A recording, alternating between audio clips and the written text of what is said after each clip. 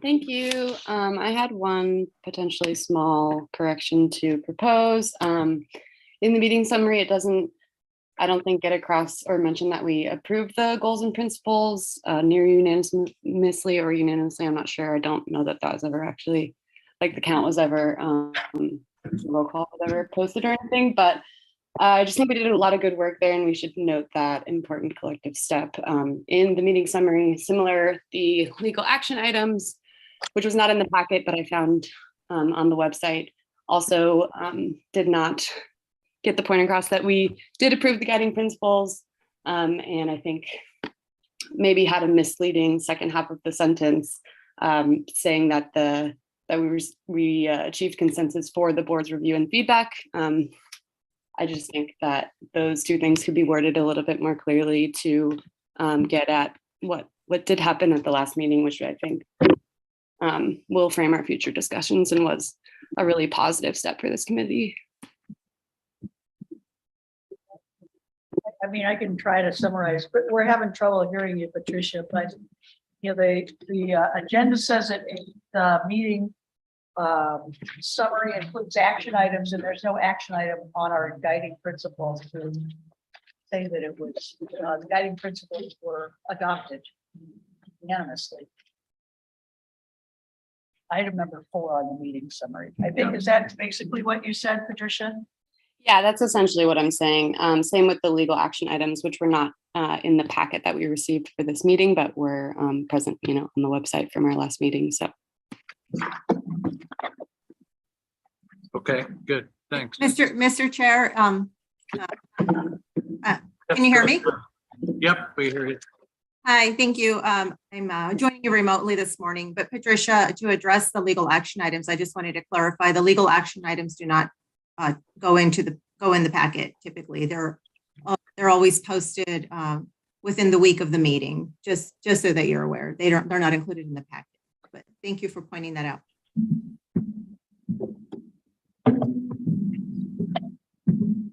Okay. Any other comments, Abby? Yeah, can you all hear me? Yes. Yes. Sorry, the last comment was a bit garbled, so I'm sorry if I'm repeating it. I did think that it should reflect that we adopted the guiding principles unanimously after lengthy and participatory discussion. So I think that's what I heard Patricia say, but I wasn't 100% sure. So I just wanted to make sure. Long discussion, unanimous adoption of guiding principles. Point of order, Mr. Chair. I'm done. So yeah, it's fine for Joanne to speak now. I'm done. I'm going to mute again. Okay, Joanne. Yes, it was not unanimous. Okay. Joanne, do you know who abstained? Because I recall too that it was a unanimous vote to adopt the guiding principles. I abstained. I don't know if anyone else had any other thing. I deliberately abstained, sorry. There were 2 abstentions. Thank you. So that's not unanimous for the point of order. Okay. I think abstentions go with the majority, actually. That correct? Anybody know? That is actually incorrect. An abstention is just that, an abstention. That is someone who chose not to vote. They don't go to the negative, they don't go to the positive. So it passed by a majority with 2 abstentions. Right, but I'm just talking about Robert's rules. I am talking about Robert's rules. An abstention is not in favor. And it does not permit a unanimous consent. It does not permit it to be described as unanimous if there are abstentions. Okay, all right. Thank you. That is point taken. All right, do we have, with the suggestion of including the action that occurred, do we have a motion to approve? I move. I'll second. Good. Any other comments? I'm sorry, this is me again. I'm thinking, so we don't know what the votes are when the votes are taken, and I didn't know there were abstentions. Perhaps we should be reading vote counts out loud in meetings from here on out so we know what's going on as we move forward. Yeah, that's on me for, though I thought I did announce it because I saw the 2 abstentions. Got it. So I'll do a better job of that. All right, those in favor say aye. I- Any opposed? Any abstentions? All right, good. All right, let's move on to our second. Paki, have there been any public comments submitted prior to the meeting? No, Mr. Chair, we did not receive any public comments for today's meeting. Okay.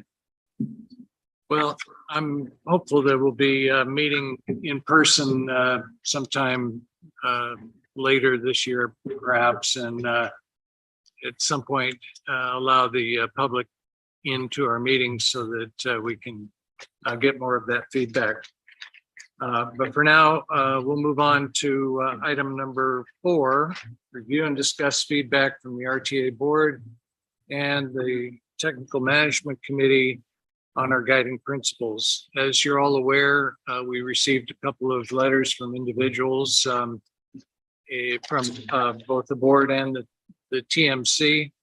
And I know that there were a lot of comments back and forth about the fact that we'd received those and the content of them.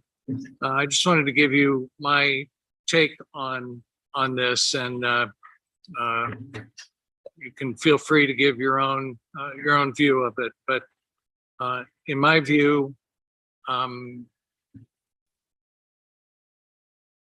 input from whatever source is welcome and should be something that we're seeking to acquire.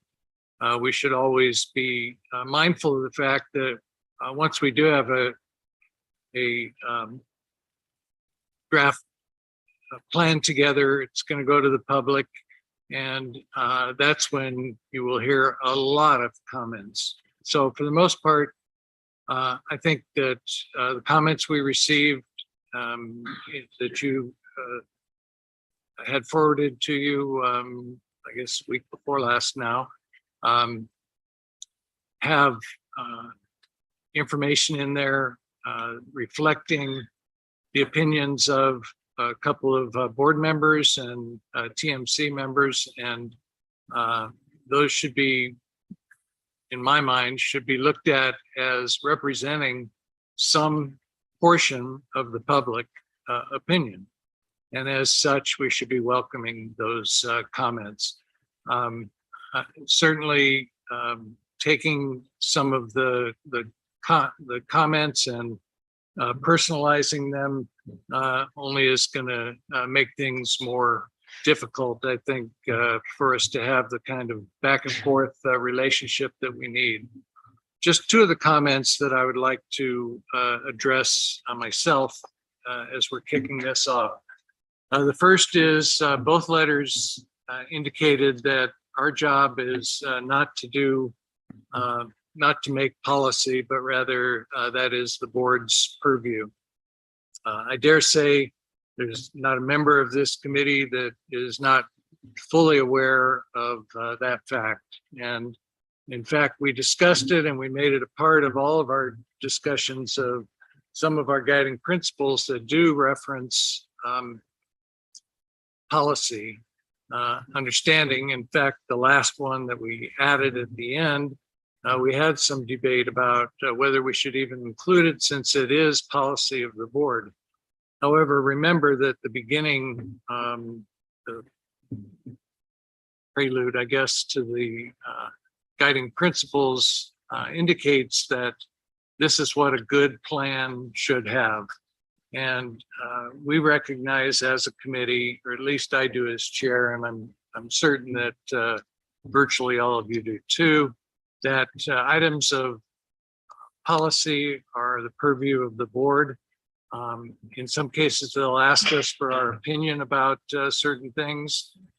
And since we're involved in these projects and understanding what we know needs to be included in a plan, we'll be providing that when asked, and most likely sometimes when not. as you can imagine. But I think it's important for us to recognize that we're staying in our own lane as far as policy issues go. The second item I wanted to comment on is in the TMC letter from Mr. Dilly, the reminder, I guess, that nothing should be included in our guiding principles and in our deliberations that can't be measured. And we've had that conversation here as a committee on at least several different times. And I think it's good advice to continue to remind ourselves of. And when we get into the next item and talk a little bit about the evaluation tool working group, you'll see that much of the conversation that has been started and will continue with that group revolves around what are the metrics that will help us as a committee rank and or evaluate individual projects. Again, if it's just something that we feel, it's probably not going to be good enough for a committee to come together. If it's something we agree on measuring, then I think good measurement will enable us to come together as far as agreeing on the importance of individual projects. So I think I guess I would just add one last item, and that is we received a memo from the chair of the RTA board, and I thought it's worth a reread. I encourage you all to go back and take another look at it. I think the idea of us working together, collaborating, and compromising, as will undoubtedly be necessary at some point in our process, is a message that we should continue to keep in front of us. And so comments that we receive from whatever source ought to be items that we keep in mind. We, at this point, I don't believe have a reason to modify our guiding principles, but we do, I think we are well served to remember the comments that we do receive and to keep them in mind as we move forward. Pocky, did you want to add something? I just wanted to clarify that the two memos that you're referring to were not in the packet for this CAC meeting. Right. Only because I sent them to all of you following the RTA board meeting in late August, just to clarify. Okay, good. Thank you. Sorry if I misspoke. All right. Thanks, Tom. This is the item on our agenda regarding discussing feedback from the board and TMC. Are there any members of the committee that'd like to make a comment? Well, Tom, I actually might have a point of order on the conversation about the meeting minutes. I actually just went back and listened to the web recording that's posted from our last meeting, and around 1:32 is where we voted. And it was unanimous. They said, yeah, we all said aye.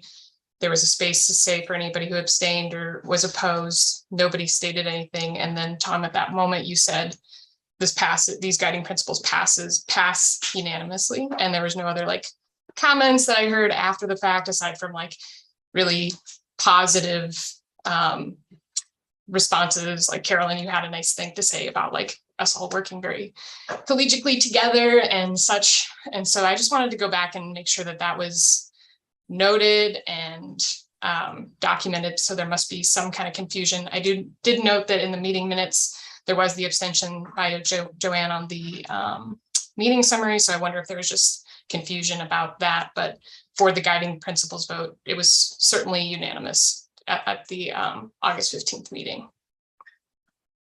Okay, thanks for that. And, we will go back and go through that again and make sure that we get it right. Okay, any comments on the comments that we received? Not in our package. Mr. Chair, Arlen Colton's hand is up. Oh, just Very good. Arlen, Thanks. So I went back and watched the RTA board meeting.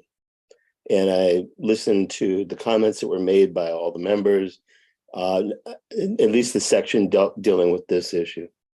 And I also watched our chair, Tom's response to the comments, which I want to say was very good and probably kept me on this committee.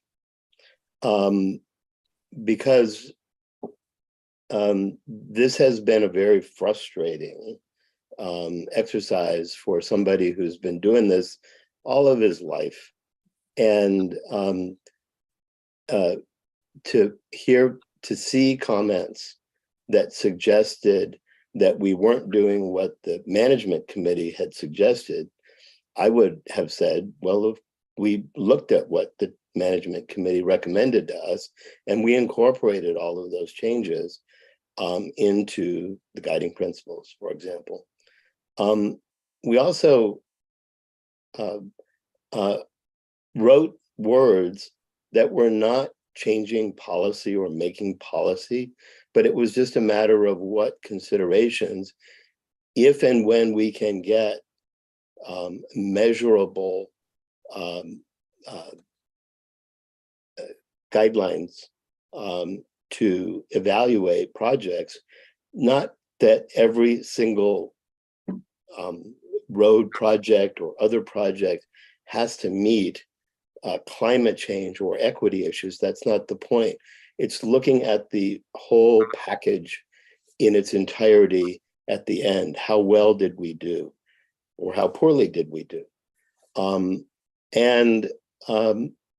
It's with that and about 2 weeks of consideration that I've looked at this, that I'm saying, no, this is important work. I need to stay involved with this.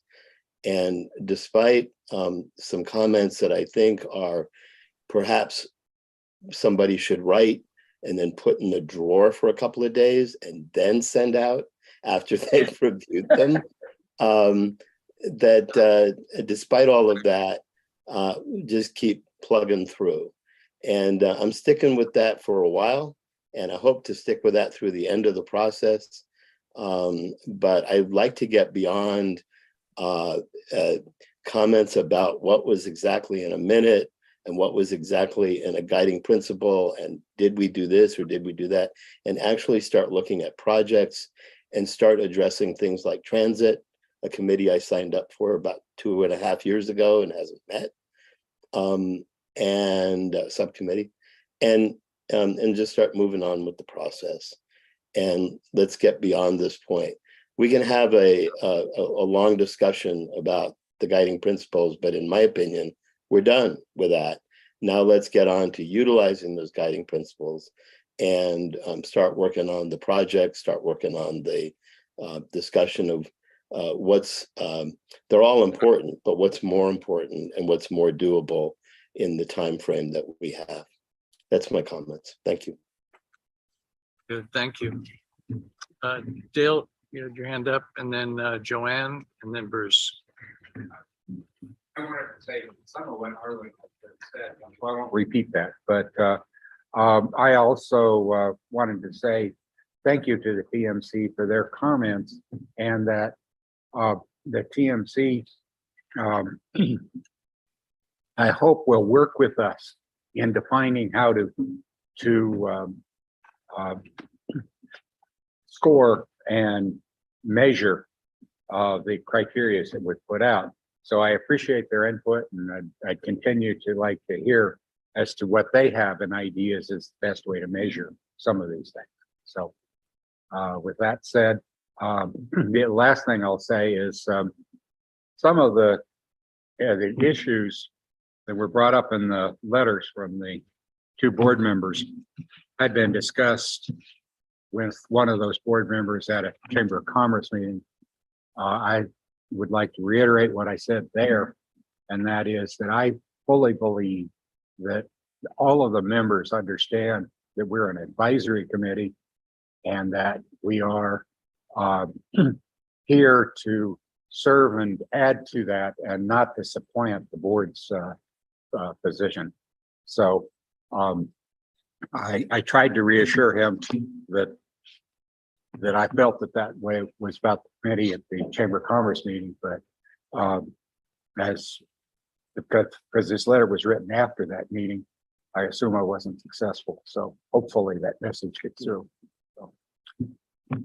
Well, maybe that memo did sit in the drawer for several days before it was sent. Who knows?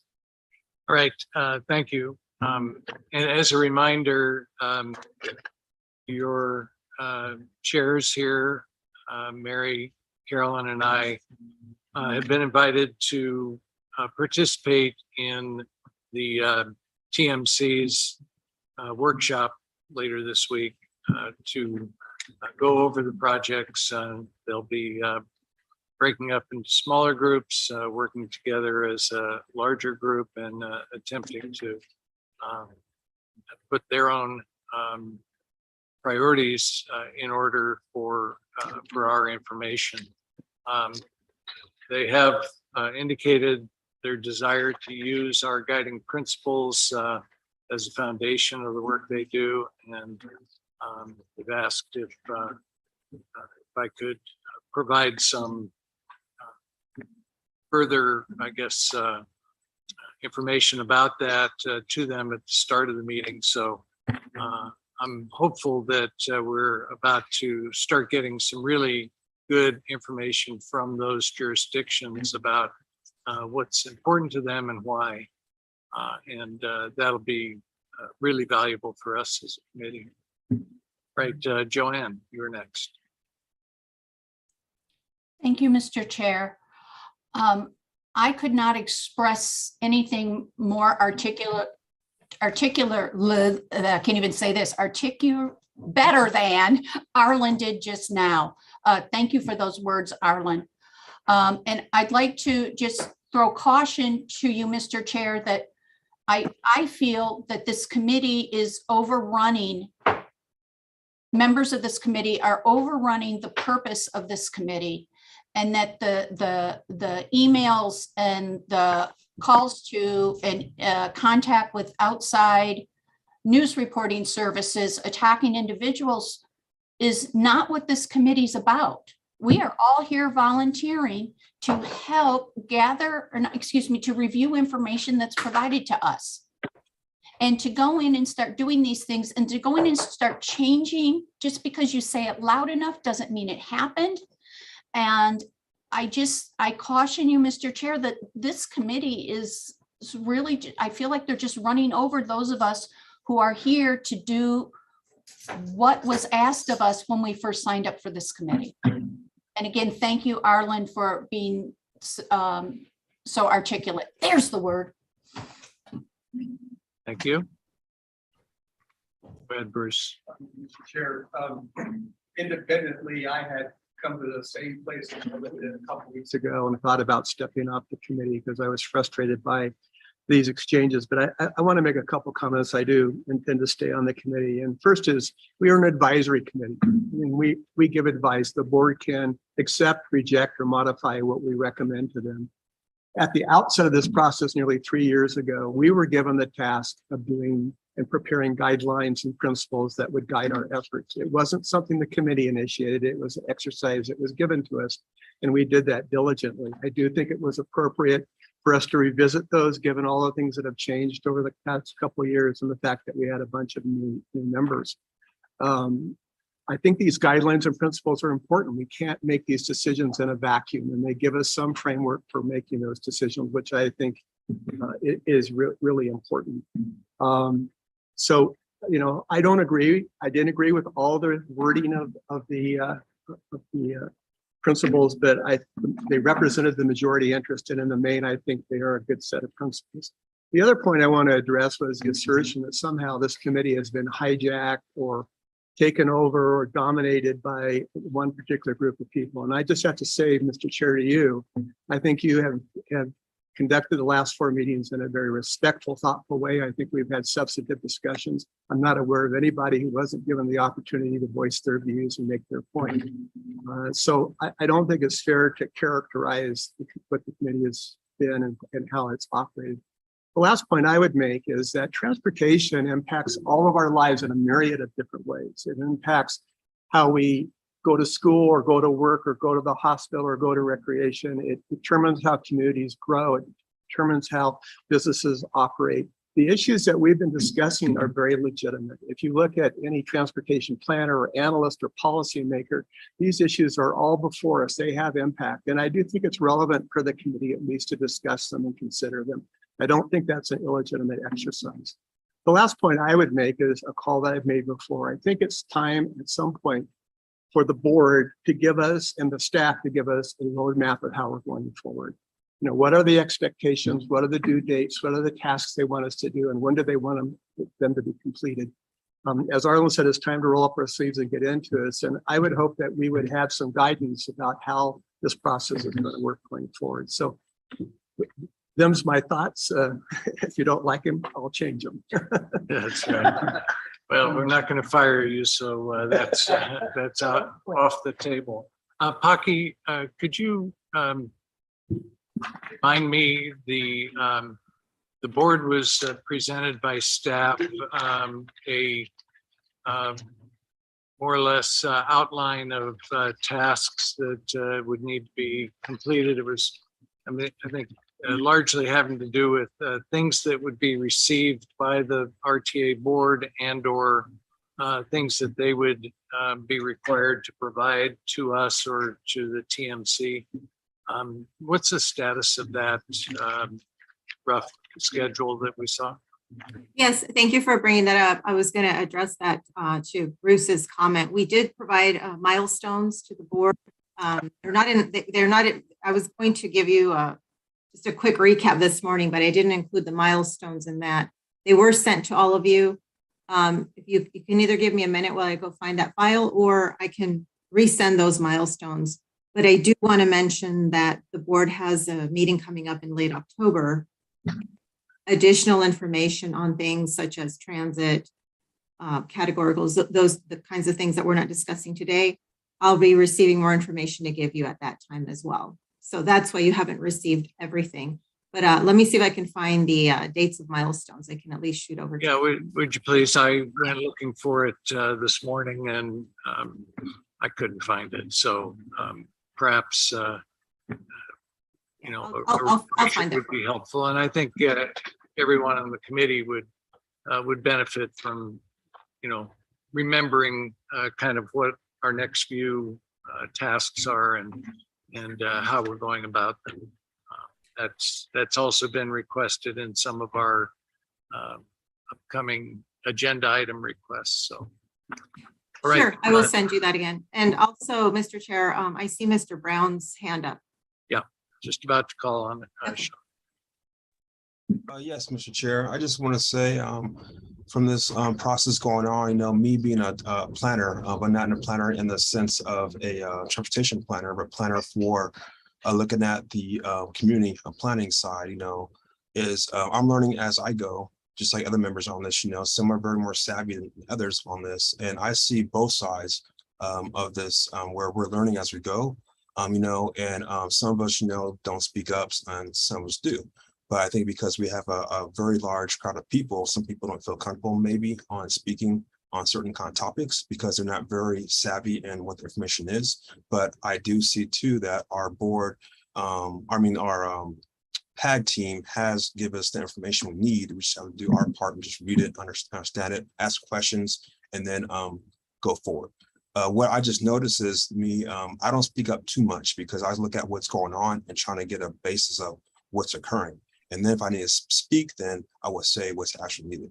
So I'm just saying that as, you know, me as a positive thought that I look at both sides of it, you know, that we are trying to do our job and make sure that we're doing it correctly so that when we do get this to voters, that we have the best options that we want the voters to vote on when we start going through the 108 different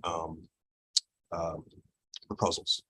Yeah, thanks for that, Sean. And I guess I would say from my perspective here, I believe that virtually all the members of the committee are the same as far as their desire to get it right and to look at both sides and to debate the issues. While I'm sure some of us have some very hard lines as far as our opinions, that has not, in my view, prevented us from having good debates about these items. And believe me, based on my experience doing this, certainly 16 years ago, there's a lot more of that coming. Hockey. Thank you, Mr. Chair. I did find the milestones. I wanted to ask, since there's about 2 or 3 slides worth of milestones, would you like for me to just send them following this meeting to all of you again? Yeah, please do that. Copy. Okay, I will do that then.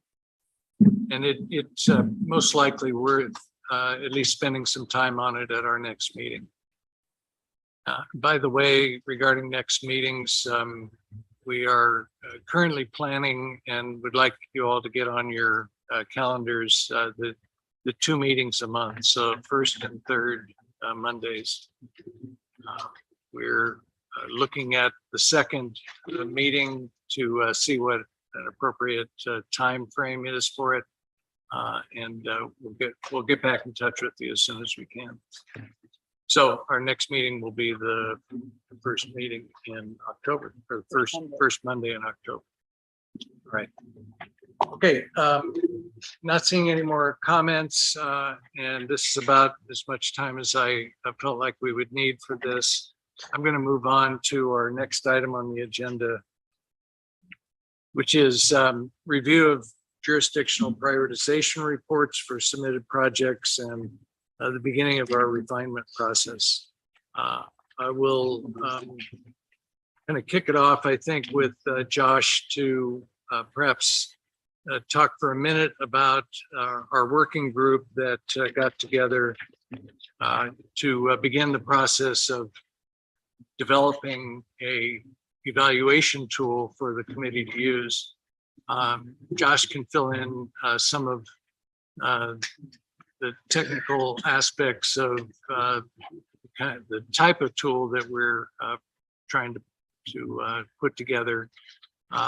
But one of the key elements of this I've already intimated earlier, and that is determining the metrics, that is how each of our guiding principles can be measured and how that can then be put into this tool so that we can see how successful, as has been mentioned earlier, or unsuccessful we might be with our entire plan.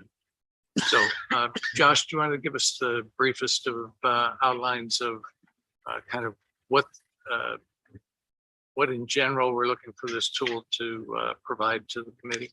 I can, excuse me. I believe we have some slides to support this, and I'm curious to see if it actually steps into, okay, good. I wasn't sure if we're going to go. It was going to be first or last. In the prioritization, right, the jurisdiction. So the construct that a platform that we have at our fingertips and at our disposal that PAG deployed in our long range plan effort follows this construct. And so we spent some time with the working group to kind of discuss this framework. And it's a framework that our colleagues at ADOT utilize to ensure compliance with federal targets that they've set. Our colleagues over at the City of Tucson with the Move Tucson exercise also stepped through this similar construct. So the idea being you have a performance target or goal, which the committee just stepped through the exercise to define those. So that's now that we kind of have that task complete, taking that performance target or goal in our case, we're going to want to look at that performance measure that can help assess how we're doing for that performance goal. And so that performance measure is kind of a two-part component there, where you have that raw data, and then you have to interpret that data into something meaningful as it relates to your performance goals. So that performance measure is the raw data plus the assessment of the data. So you have your PM, your performance measure, and then the third step is then pulling in weights for that performance goal, and that kind of gets to your committee values for that performance. And that weight really kind of is more meaningful once you have multiple performance goals all stacked up. And so those three components give you a score. And when you incorporate multiple performance goals with the weights, you can have multiple scores and then a composite score for a particular project. And again, this is a framework for a data-driven project evaluation tool set. A big consideration with this is, well, I mean, they're all important, right? You know, you spent a great amount of time on the guiding principles and goals.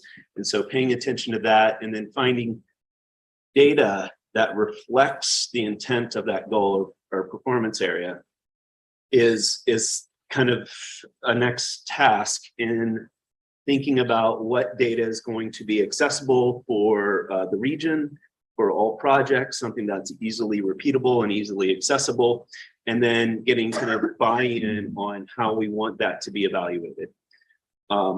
So that's the general framework. We kind of talked through that. We talked through some examples with ADOT, the city, and PAGs. The PMs that we saw some multicolored, the red, yellow, green, that is reflecting our long-range plan performance measures. There's some overlap with your goals and with what those are, so you may be able to lean on some of them.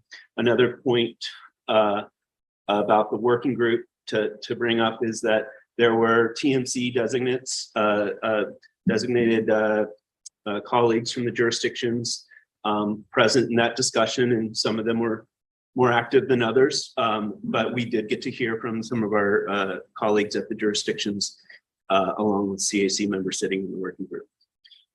Is that Excellent. and it was kind of just laying that foundation. Yeah, and obviously, you see the three blocks that combine to make a score. The performance target or goal is as Josh says, largely completed when we set our goals. The performance measures have many been discussed. Some still need to search for the right data to be available and then to be assessed. But the fun part, I think, for this committee is going to be the third block there, the weighting of each of these individual items. We didn't attempt to do that, as you recall, when we put our guiding principles together. We did kind of group them occasionally, you know, in like sorts of issues, but that's where I think we'll, as I say, we'll get a chance to really look at areas for both compromise and for further understanding of the importance of these items. All of us on the committee come from a different background of some sort. And as a result, we represent, whether we intended to or not, we represent someone else in the community with similar points of view. And as a result, it's important for all those points of view to be heard as we try to put together a plan that therefore can be reflective of the larger community and has a chance at the ballot box. So, okay, again, off the soapbox.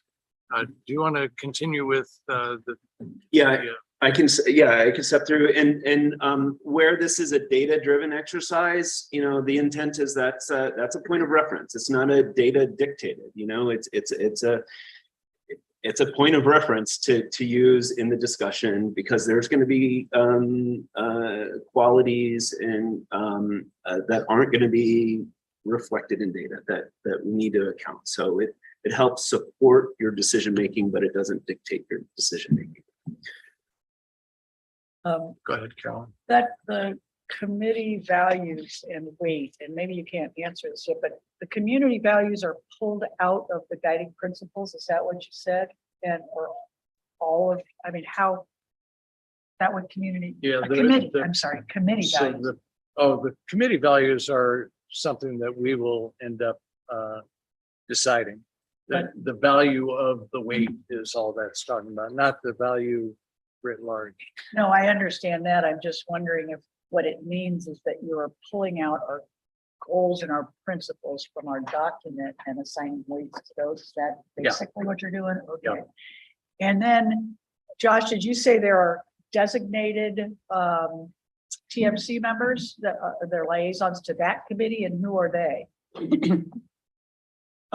Colleagues from each of the jurisdictions. Oh, for They- each jurisdiction? They were all invited, Oh, okay. and I believe everyone was in attendance for the most part. Yeah, Every I think there jurisdiction. were 4, Um, maybe 5.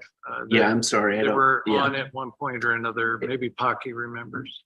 Yeah, just to clarify, Carolyn, Mr. Chair and Josh, we invited jurisdictional representatives that were designated by TMC members to attend this particular working group to listen and possibly provide input. So we did have 4 representatives attend the working tool, but they're not necessarily liaisons, but they are designated representatives that will hopefully come to the next meeting. Oh, good. Okay, and I assume you're going to be doing that with the transit committee when we get that together too? So I don't think we did that before. I don't know yet. With the transit committee, that's a little bit of a different group, but I will follow up with you on that. Okay, Well, I know the transit committee at least had Suntran and City, and from the city that was very much involved, as well as the county's representative. right, but that was before we got the cities. True. Okay, Very true. thank you. Okay. So I can step through, and with the weights, they could all be weighted equally, right? Or you could emphasize one area over another, but that's kind of where you can kind of get some of that balance and the values expressed. One of the things I clicked twice and now I'm going the wrong direction. I don't seem to have access right now, personally. Thank you. Yes, so I'll just kind of step through how that construct was applied to our long range plan, and a lot of those performance measures were brought over to the RTA Next portal in the reporting. These performance goals are adopted by the PAG Regional Council and are aligned with state targets and goals set by ADOT. While we can reference them and use them, we are not, we don't have to fully comply with them, whereas the other exercise does. So there's some more freedom with the RTA, but they are our best available data, and there's been a lot of thought put into these as kind of key metrics in these performance areas. So this is similar nature to what you've seen with the RTA Next project portal, but this is our long range plan, our RMAP, Regional Mobility and Accessibility Plan project portal. And so you see the performance measures, red, yellow, green, and what is circled in purple there is a column of a score. And so we working with our technical advisory group, which is composed of jurisdictional partners, we looked at 3 different scoring regimes. And so this kind of steps through like 3 different scoring regimes, and I'll kind of step into each one as an example.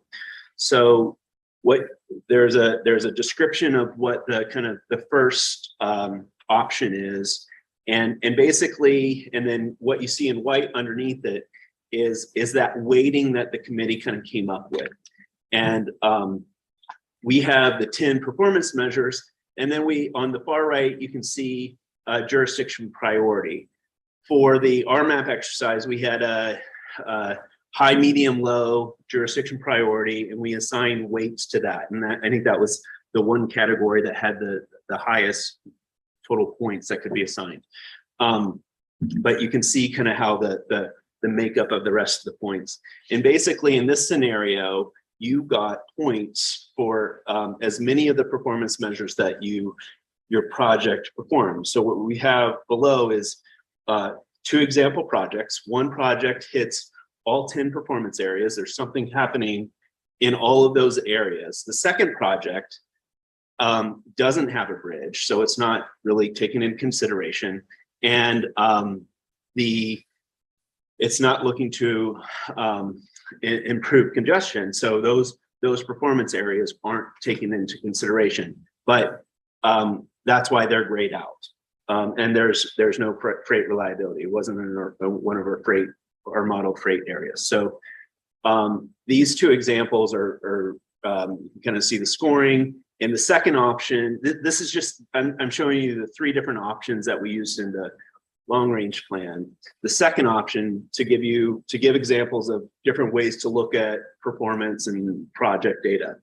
This example doesn't kind of discount the fact that some of those facilities didn't exist for that second project. So it kind of puts them a little bit more on an even footing than between project 1 and project 2. So it kind of normalizes it for the number of areas that they're impacting.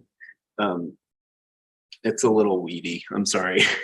And then the third one, it kind of goes back to that first overall impact of the number of performance measures that you're affecting, but also looks at the length of the project or the cost of the project and the length. So the cost of the project and the length is to normalize the cost per mile essentially, and then apply. So the goal of that is of this third option is to get at somewhat of a benefit cost ratio. Like if you have a project that's solving a bunch of poorly performing areas in the region, but it costs an exorbitant amount as opposed to one that maybe is addressing 5 of the 10 areas, but is much more affordable, that would kind of outperform in this option 3. So the idea being, if you have a poorly performing performance area, say in safety with this top project example, actually both of them are poorly performing in safety, that is going to get the maximum points allowed in that area. If it's performing well in, say, congestion, intersection congestion for both of these, you're not going to get those points. So that's kind of how those points are translated. And then the composite score is tallying all of those points. So those are just 3 examples that we implemented, and just kind of wanted to bring this to you so you could kind of visualize how this could then be translated once we kind of, the working group goes through the sausage making process of thinking about the data, what the performance measure is with that assessed data, and then getting the committee or the working groups buy-in that hasn't really been discussed fully of what those weights might be. At some point, you're going to get a point, a number. And that number is just going to be a point of reference that helps convey what's that composite score from that data-driven exercise. And then that can help you in your discussions as you move forward. Tom? Yeah, Josh, just to give a little more information to the committee, when the working group has gone through its work, there will likely be suggestions about the weighting, but that's actually a full committee function. And so although we'll bring back some recommendations perhaps and some options, what we intend to bring to the full committee is a working tool that is something that we can individually utilize and as a group can aggregate our findings, but also where compromise may be found. That is where the weighting may affect the rankings, and most likely will, as there's 108 projects, remember, that we're looking at. So the likelihood that there's going to be, you know, a lot of them that have nearly identical initial rankings is pretty high. So I would anticipate that that's a part that really belongs to the committee as a whole.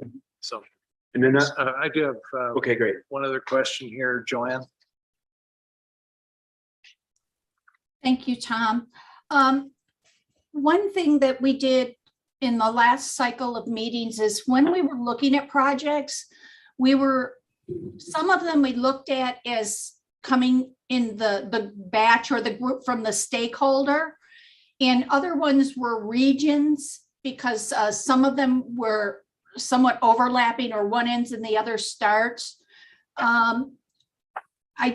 For me, the presentations were done so well that I was able to follow it. But I don't know if, when we're looking at things for the upcoming projects, if there's a way to kind of help us keep things more organized in our heads. I don't know. Mas, help me. I am so inarticulate today, and you always pick up when I stumble. I'm just here for your moral support, Joanne. Just hang on, keep going. I mean, am I making sense, Tom? Yeah, I think if I understood the first part of your comment, it had to do with, in some cases, projects that spanned the entire region. That is, that they go from the county into the city of Tucson, and then back to the county, and perhaps end up in Marana. These are good possibilities. You'll see them all the time. That is one of the things that the TMC has discussed. At least I was present when they did discuss those, and it's an important part of what they intend to do later this week. Identifying projects that may have only a small amount within one jurisdiction, and so they don't have the kind of perhaps importance that the larger majority in another jurisdiction might. And so putting those together to form a single regional corridor project is there's still some work to be done in that area, and that would happen. That come close to what you were talking about? Yes, Tom. And again, I want to apologize to you and the committee. I'm working with a migraine headache from hell, and I'm stumbling with everything, including I tripped over the corner of my desk. So I apologize. You're doing fine. Don't worry about it. Okay, Josh. Oh, I'm sorry, Dale. I get here. There are, 5 to 10 of the projects that are literally non-existing projects that are going to go across the desert. Right. They're obviously don't have a lot of, they have no historical score. Right. And they have very little, if any, other score. Are those just going to be pulled out and evaluated on what information we have? Is that the idea? That is the what I was wanting to interject with for the question came in, and you're going to have null values, right? They're those gray bands, and because it's a brand new project, so that's not going to relate to this regime, So this is, and there was also discussion of the group. Should we be looking at different groups of projects for have different kind of scoring regimes for different types of projects? So that is certainly one that is by default not going to lend itself to this exercise. So that's going to have the group's going to have to kind of identify meaningful ways to evaluate how those align with the principles. Yeah, I think you'll all remember a couple months ago, I guess, when we were kind of introduced, Rick showed us the projects, and he broke them into kind of types of projects. There were, what, Rick, 5 or 6 different types of projects? Yeah, type is the way to think about it. They were functional, capacity, or transit, and based on what the nature of the improvements are. Yeah.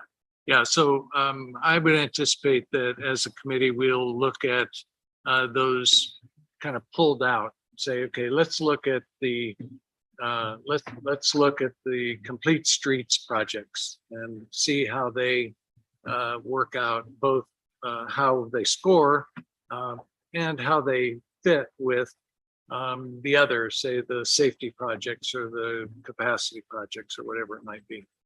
So, okay. Yeah, so there's a lot of different options.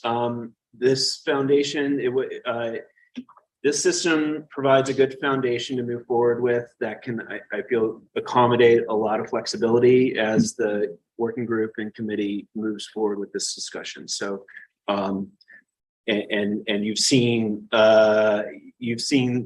you have some familiarity with kind of the way we have it set up. So, I think that covers, yeah, and this, yes, that this is what you should all have access to. You all have access to if you haven't logged on. Drop Pocky or myself an email, and we'll make sure it gets you set up.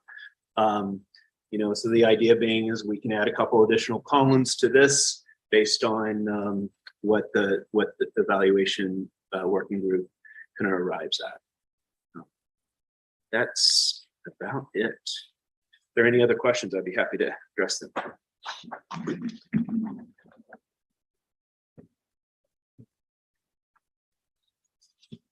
Very good. Thanks, Josh. Appreciate that. Okay, we are going to move on to our future agenda items. Has anyone got anything they want to add? As I mentioned before, I believe that we'll add something about our schedule and milestones at our next meeting, so we can start to understand how we'll put our meetings together and kind of where the pressure points are going to be as far as our time goes. Carolyn. I think it would be good to have a report from a retreat, a TMC retreat, and have maybe a joint presentation between or by our TMC liaisons and the chairs. Good.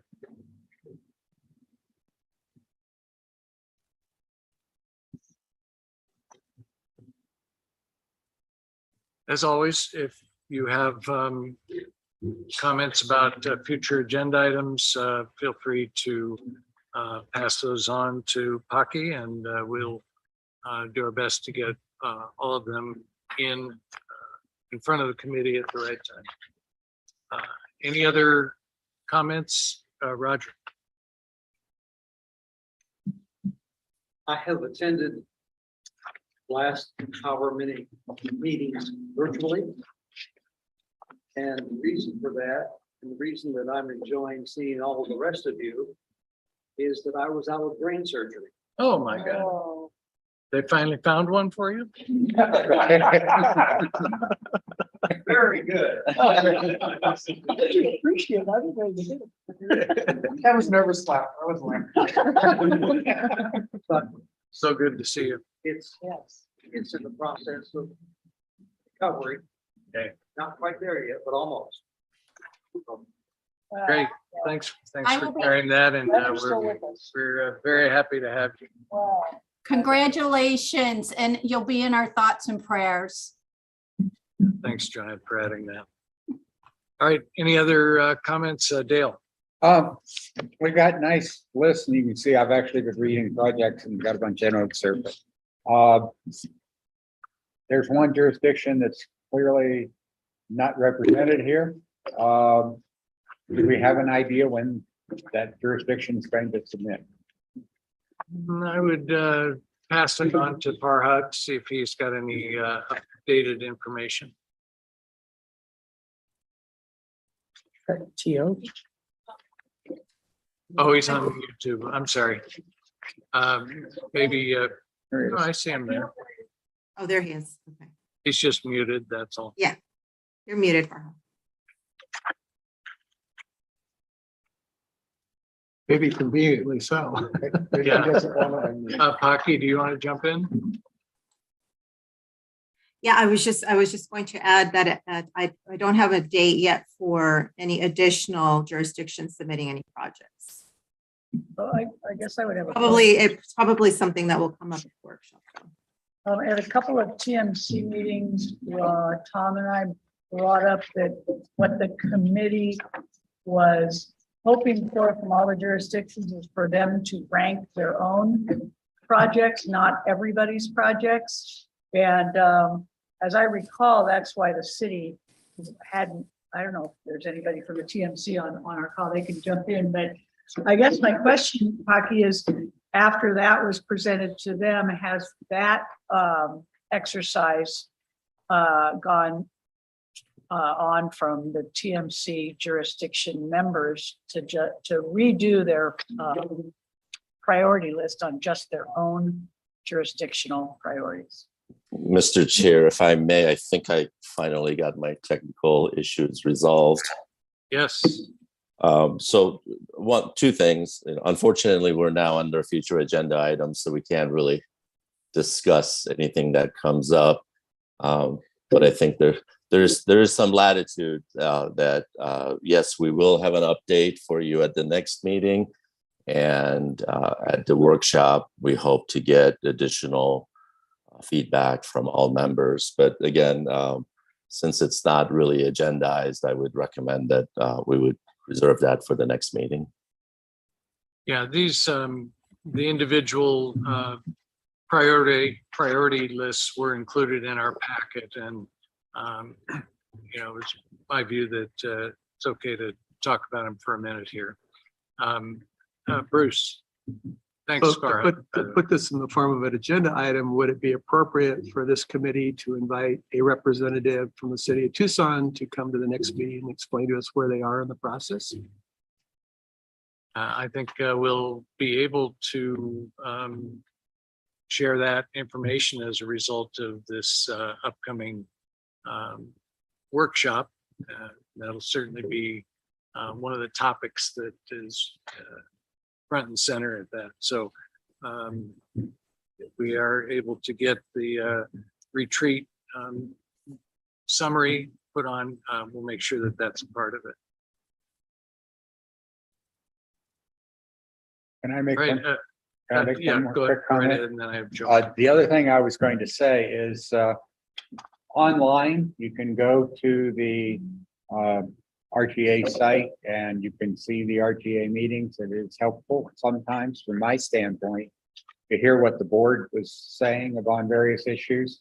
And those meetings are, the actual recordings of those meetings are online, and it's very helpful. It's helpful to me to go through those meetings. So. Good reminder. Joanne, did you have an agenda item? In the past, the mayor of the city of Tucson has stated her intentions to not continue to work with the RTA unless we provided additional seats for the city of Tucson to be represented. Has that position changed, or has that situation been resolved? Will we be in that? Are we even going to see anything from the city of Tucson? I know that the board did approve additional seats on the TMC for the city of Tucson.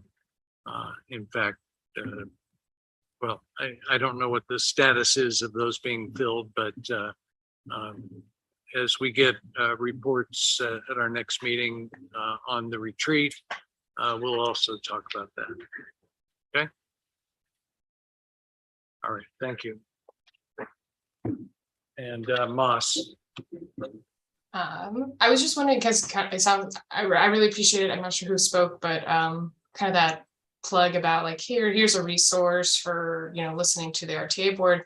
And I know the mayor and council, Tucson Mayor and Council have like a moment for announcements and also like questions. And I was just wondering maybe if that would be a helpful thing to have on our future agenda items as kind of like another standing thing of saying, hey, here's a resource, here's a here's like something from the TMC, or, I don't know, like just having a space that we could present and share some information about what we're learning to help with the specific process. And then if there's any other questions, I think somebody asked a question too. So just so we can kind of avoid breaking any open meeting law stuff by having that space to ask questions and make some announcements that are pertinent to this committee.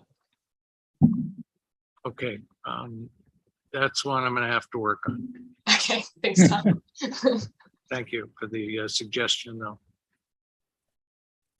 All right, I see no other hands raised, and we've come to the end of our agenda. Appreciate everyone participating.